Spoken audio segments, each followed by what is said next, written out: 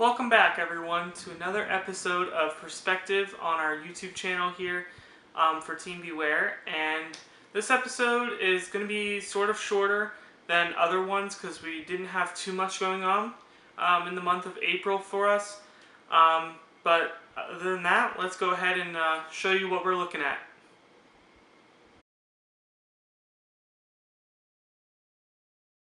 So in the month of April for Call of Duty, we picked up a team for another After Dark eSports event that they're putting on in Orlando again. They did the first one in February, which we went to also. You can go ahead and check out the description for the link to our recap from that event. Well, we decided to totally change our team and went with all new players that haven't been under our org before for this event. So our players were Tagzly, Pox, Creativity, and Ksell, Kyle. So we went into the event. I know they told me that they had Pox didn't have the best internet, so his practice wasn't the best. Their practice as a team wasn't the best. But even with that, they were saying that they were doing really well online, considering that they didn't have the best of practice with internet-wise. So going into the event, I was like, okay, well, if they're doing well and beating good teams online with not having the best internet connection possible and getting kicked out of lobbies due to internet crashing and whatever, then this has to be a really good team for this event. So we went in. It was on April 28th, by the way. It was just a one-day event this time. They didn't do a two-day. And I understand why, because talking with the owner and how much it costs to rent that venue would have been crazy insane. But the venue itself, I'm going to talk about that first, I guess. The venue itself was like 20 million times better than the last one. The AC actually worked in this building. We weren't sweating like crazy. Tons more room. They had, instead of 2 setups and the main stage, they had 3 setups and then the main stage. But halfway through the event, the middle station went out, so they ended up having 2 stations and the main stage, and then they used the one that wasn't working for the 2v2 Search and Destroy tournament that they had also during the event. But we were competing in the 4v4 variant. So going into it, we played winners round 1 against Mortem. And that was a pretty quick series. The hard point was like 250 to, it was either 60. I think it was like 250 to 60 on London docks. And then we went into map 2 and we won 6-2? 6-2, I think. If you want to look at all the map scores and watch the player reactions, I'll put the link to that recap video that I recently made. It's the most recent video besides this one on the channel. You can go watch that, but the reason I didn't put any game footage in this video is just because it's easier to edit, and because we're rushing late and I'm about to go on vacation in the next week or two. I'm just trying to get videos out and ready, and it's just quicker for me to not have to put the footage in this one also. So just go ahead and check out the recap video below. It's already got like 135 views, and it's only been, what, 3 weeks? Which is pretty crazy. So go ahead and check that out. It's doing really well. And basically the whole video is player reactions because they were going nuts playing against some of these kids because they were just destroying them pretty much. So we had a dominant performance from Creativity in that Search and Destroy. He's just hitting crazy snipes. It was like having Pomage or Sprat on the freaking stage up there. He was just going crazy. So then, going into Winners Round 2, we played Colonial Purple, Colonial eSports. They had 2 teams there, Colonial Red and Purple. We played the Purple team, which had VIP, so they were guaranteed, well, they weren't guaranteed. They got seeded as a bye for Round 1, so this was their first match, and it was our second. So going into it, we were already warmed up. I thought that was a great thing for us. But we got to play on the main stage, because if you purchase VIP, you're guaranteed to play on main stage if you're in the winner's bracket. So that was their first match. So we actually got to play on main stage that match, which was a totally different experience than playing on the side stations that they have. So on main stage, we started off really slow in the hard point. It was on Ardennes Forest. We started off really slow. I just think they were hyped and screaming off the start of the match, and I think it got into our heads a little bit. But then we started giving it back, and that's when the map got crazy. And you can totally see the player reactions in the recap video, like I said. But that was like the craziest match I've ever watched any of our teams play on LAN. And I was shaking myself listening to them yell at each other back and forth across the stage. It was awesome as a fan, and the crowd was getting into it as well, so that was pretty cool. I would say it was probably the best match to watch of the weekend out of all the teams that played. They just got the most hype at each other. So we ended up coming back in that game, like down 80 to 100 points, I think. And we ended up winning. The clock ran out, so it was actually like 210, 220 to 187, I think? Something around that. I know they had around 187. We, I think, broke 200, but barely. But the clock ran out, so we didn't get to the 250 mark. But then we went into the S&D and we smoked them 6-1. It wasn't even close, really. The one round they got, I think, it may have been a 1v1. I think we lost, but was pretty dominant S&D performance the whole weekend from our team. So we won that series 2-0. They're best of threes. So then we went into winners round 3. We played one mind, and this match was 20 times easier than playing Colonial Purple. It was like, it wasn't even a challenge almost. The hard point was like 250 to 80, and the S&D was 6-3. But, I mean, S&D, it wasn't, I mean, 6-3 is about even. It's about, we win 2, they win 1. We win 2, they win 1. So, it's not that big of a deal. We still won the match. So then we played winners round 4. And we ended up matching up against the New York City Dragons, which was the team that Diabolic. He's a pro player, plays on Enigma 6. I consider him a pro. Some people don't. Some people say he's just a top amateur player. But he's made it into pool play at multiple events this year for CWL events.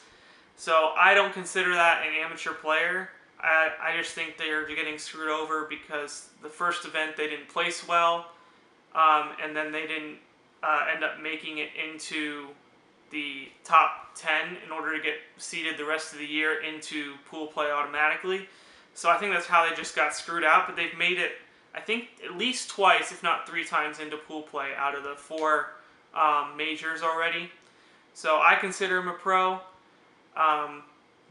So we ended up matching up against them, winners round 4, and we got 2-0'd. The hard point was like 250 to 120, and the Search and Destroy we lost 6-1. So that bumped us down to the losers bracket. So in the losers bracket, we ended up matching up winner. I think it was losers round 4. It was either losers round 4 or 5. I can't remember.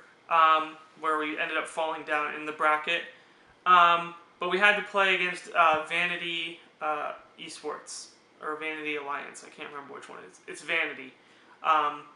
But on that team was Mystical Rise, Yas, and Spectre, and I forgot the other guy's name.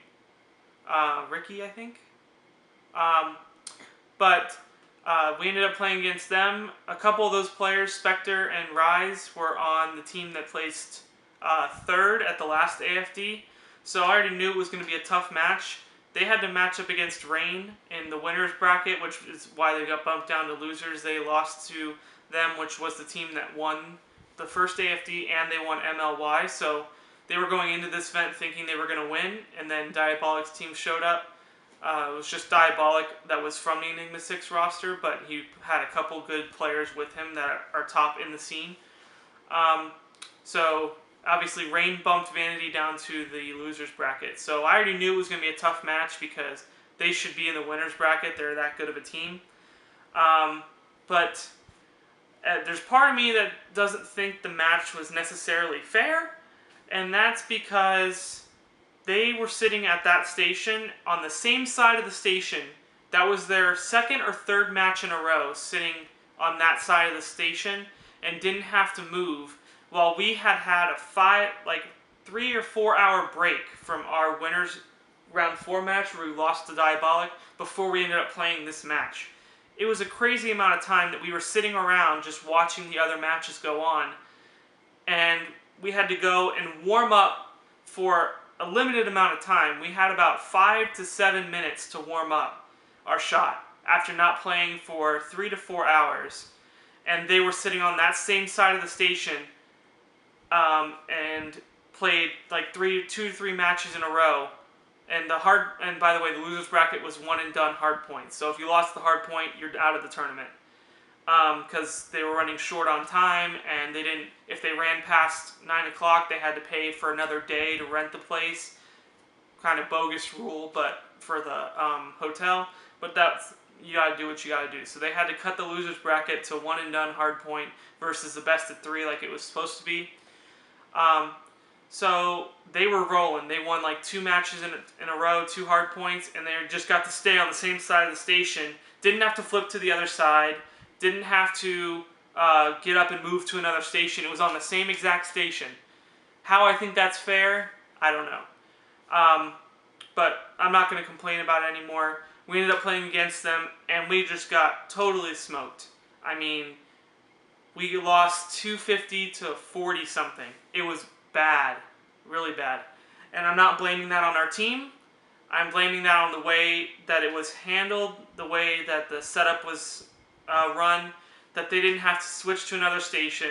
They didn't have to flip to at least the other side of the station and let us get more time to warm up. 5 to 7 minutes is not a lot of time. By the time you get your stuff plugged in, you get into a warm up with bots and your teammates and start shooting and warming up your shot again.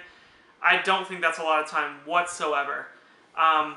So I just think that part of it was poorly run from the event-wise, but the rest of it was like perfect. It was smooth sailing, but I just didn't think the way that it was done with us having to wait 3 to 4 hours, and then we're playing a team that's been in the losers bracket playing match after match after match, and then us going in and getting smoked because we had no time to warm up and they were on the same side of the station playing for about 2 to 3 matches. So we ended up getting knocked out of the tournament with that. We ended up placing 5th, 6th. Out of 20 teams showed up at this event versus the last one was 32. So less teams, but at the same time, it's because the last AFD was the first event for them of the year, so obviously more teams want to get known in the scene off the start. Second event, only a month later, and a month and a half later. Not many people had time to either pay for a team pass or whatever, but it was a lot of the same people because it's a Florida local. But we placed 5th, 6th, way better than the last one. I think we got 12th at the last event out of 32, but that was because of seeding. We ended up getting so many buys and moved up further in the bracket, so I don't consider that 12th placement very good. But 5th, 6th, with no buys throughout the whole bracket and getting placed 5th, 6th out of 20, I don't consider that bad. And believe it or not, Team Rain that was there, that previously won the first AFD and the MLY that followed that, got 5th, 6th also. So the fact that we placed the same as them, I honestly don't, I couldn't be more proud of how we placed at this event and how we played overall.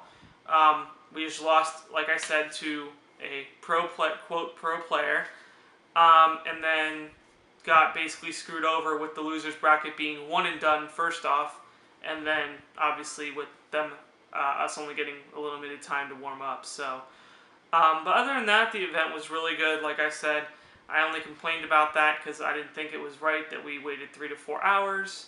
But I really enjoy the AFD events so far. And they are going to be doing another one. They haven't announced that yet, but they have said they will be doing another one at least before the season's over. So we will definitely be in attendance for that, and that'll be our 3rd COD LAN of the year. So I'm super excited for that, and we're hoping to keep the same team. So we'll keep you updated on that, and I think that's it for COD. So let's move into the next section.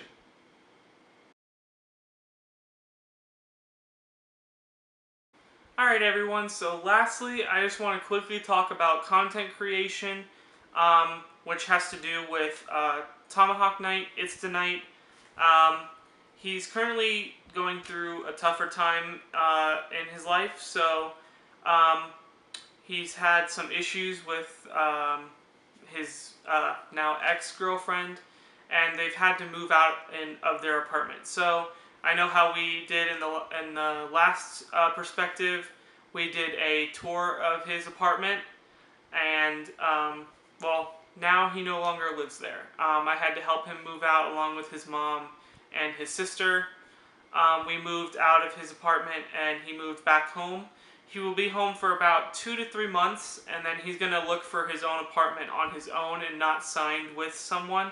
So that way he's guaranteed to not have to get kicked out of his place, or because he can't afford it or whatever. So he's going to end up getting his own apartment again, which is exciting because then we can go stay at his place and not have to worry about parents at home and being too loud, because his mom does work nights. So during the day, if we're up early playing games or something, we don't want to be too loud to wake her up. So